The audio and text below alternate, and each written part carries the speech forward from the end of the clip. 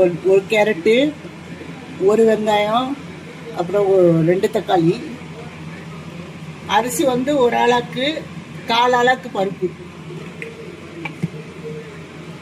துவரம்பருப்பு போட்டிருக்கேன். எண்ணெய் ஊற்றிருக்கேன் 1 ஸ்பூனு, அதில் நெய் ஊற்றிருக்கேன்.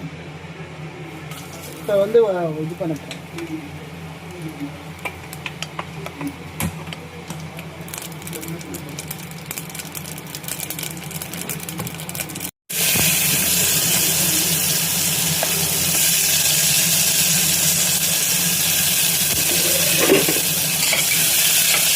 நல்லா வளர்த்து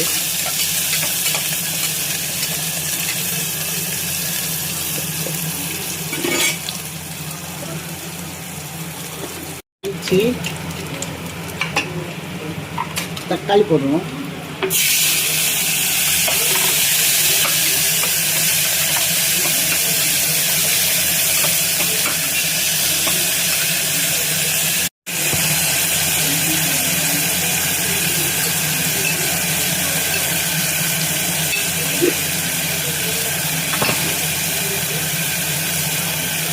கொஞ்சமாக உப்பு போடுறோம் தக்காளி வதங்கிறதுக்காக.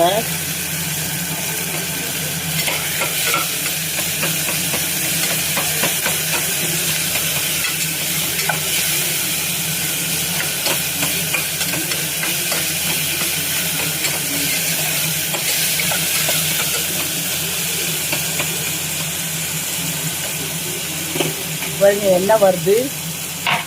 இப்போ கேரட் போட போகிறோம். நம்ம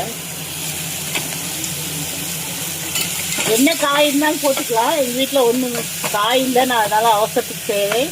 அதனால் கேரட் மட்டும் இருக்குது. வேறு எந்த காய்னாலும் போட்டுக்கலாம். நிறையா காய்கறி உங்களுக்கு எது பிடிக்குதோ அதெல்லாம் போடலாம்.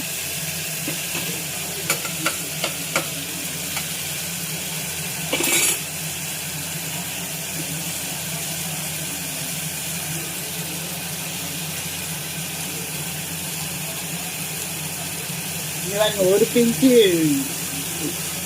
பெருங்காயம், ஒரு பிஞ்சு போடுறேன்.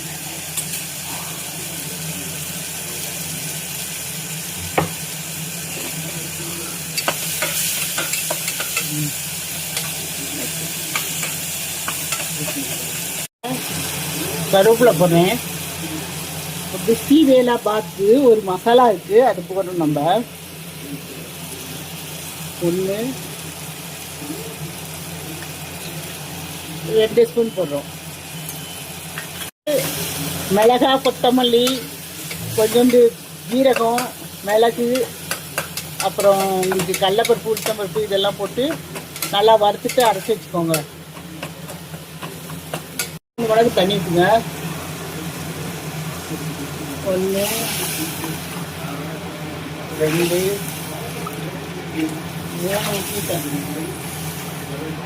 கால் அளவுக்கு வந்து பருப்பு போட்டோம்.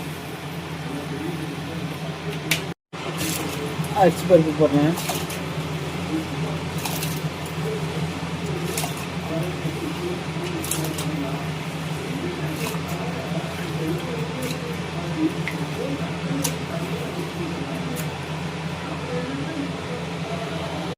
தேவையான அளவு உப்பு போட்டுக்கோங்க.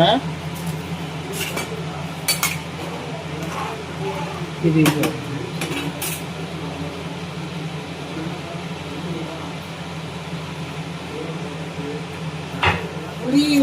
புளி ஊற்றிக்கலாம். ஆனால் நேரம் இல்லைனாக்கா நான் வந்து இப்போ ஆம்ச்சூர் பவுடர் போடுறேன், ட்ரை மேங்கோ பவுடர்.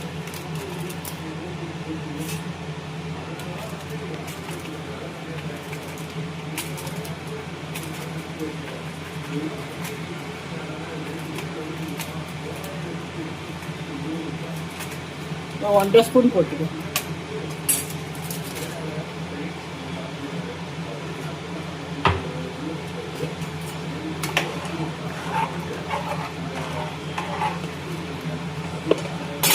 இப்போ மூடி வைக்கலாம். 6 விசில் வந்தானே நிறுத்தணும். நெய்யும் 1 ஸ்பூன் ஊற்ற போகிறேன் பாருங்கள். பிசிபேலா பாத் ரெடி ஆகிடுச்சு. எப்படி இருக்குன்னு சாப்பிட்டு கமெண்ட் பண்ணுங்கள், சப்ஸ்கிரைப் பண்ணுங்கள்.